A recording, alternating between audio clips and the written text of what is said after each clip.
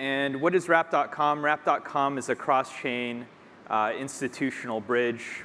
And very quickly, let's talk about why bridges exist. So in 2020, when DeFi ecosystems were sort of maturing and coming about, you had a bunch of assets and you had a bunch of DeFi apps. The problem was there was no way to move these assets, these layer 1 assets on different chains, to the DeFi apps that were sort of sprouting. And so as a result, there was no connectivity. There's no way to move them in. It was costly to move into a position in these DeFi apps. You'd have to sell and transfer into an asset that was compatible with these DeFi apps. And it was time intensive to do that, and it's still time intensive. It can take an hour, a few hours. It can take a week to bridge back and forth different chains. And when we're thinking about bridges, what are the different flavors that we have out there? And so we have 3 flavors. There's decentralized bridges. So decentralized bridges are ones where you can move assets from one chain to another in a trustless manner. It's usually governed by cryptography. You also have federated bridges. And so these are ones that are usually governed by multi-sig wallets. And so assets go into a multi-sig wallet, and they're issued out of another one. There's also custodial bridges. And so these are ones where assets sit with a custodian, and tokens are issued directly to the end users. And so we have these 3 flavors of bridges, and what are the different trade-offs? So with trustless bridges, I think these are going to have the best long-term sort of opportunity, but if we look at where the technology is today, it's still slow to transfer between trustless bridges. It's also hard to scale them because it's governed by cryptography and it's trustless. And generally, this tech is a little bit early. If we look at federated bridges, these are sort of semi-trusted. They're usually known parties that are holding the different keys. The good news is that these scale really well. They're just a little bit early. They're not as decentralized, and so you do have to trust certain parties. And when we look at the third flavor, we have custodial bridges. So these are the most trusted because they're custodial, but they are faster, more scalable, and secure, just because the technology is a little bit simpler and it's battle tested.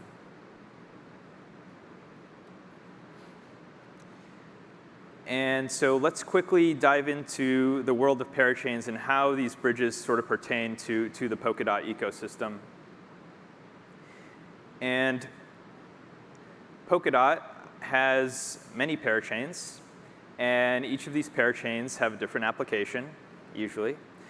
And so you have Moonbeam doing an EVM layer. You have Akala working on stablecoins and DeFi ecosystems. You have Manta working on privacy, and you have projects like Zeitgeist working on prediction markets. And so you have all these different applications in the Polkadot ecosystem. And at the end of the day, you can have all these apps, but DeFi is powered by assets. You need different assets in these DeFi ecosystems to be able to use these different apps, whether they're AMMs, they're loan products, whatever they may be.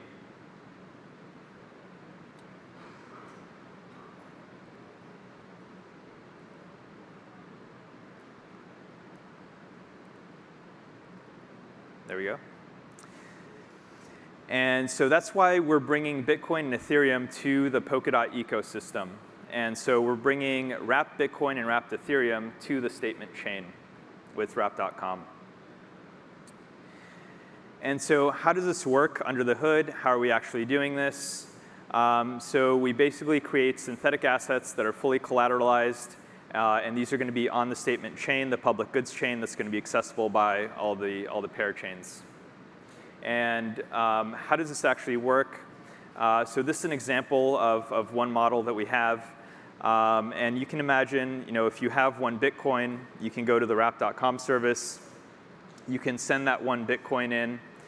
That Bitcoin will go to a custodian. In this example, it'll go to Anchorage. When that 1 Bitcoin settles, our service auto mints a Bitcoin less the fee into the end user's wallet. And so this is the model we're using that we believe brings the fastest bridging experience paired with the highest quality. And what does this exactly mean for the Polkadot ecosystem? This means that with Wrap.com, you can have your BTC bridged in and settled within 10 to 15 minutes. And with Ethereum, you can have that bridged and settled within a couple minutes, and that's a two-way system. And this enables these assets, and hopefully many more assets, to be available for use in DeFi apps in the Polkadot ecosystem.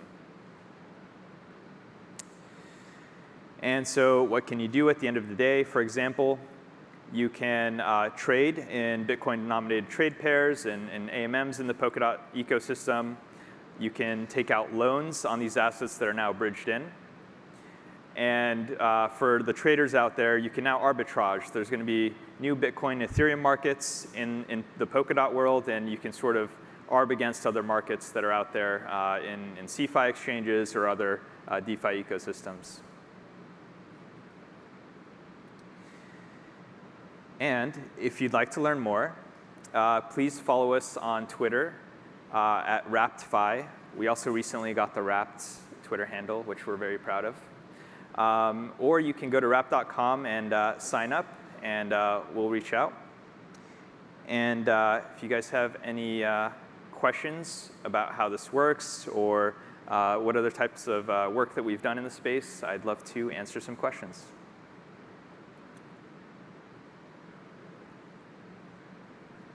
You guys don't have any questions? No? OK. I have a question. Yeah. How much did you pay for the Wrapped Twitter handle? Nothing. You don't have to answer. OK. I'm kidding. Wasn't Thank that you much. very much. Thank you. Thank you, everyone. We'll be back.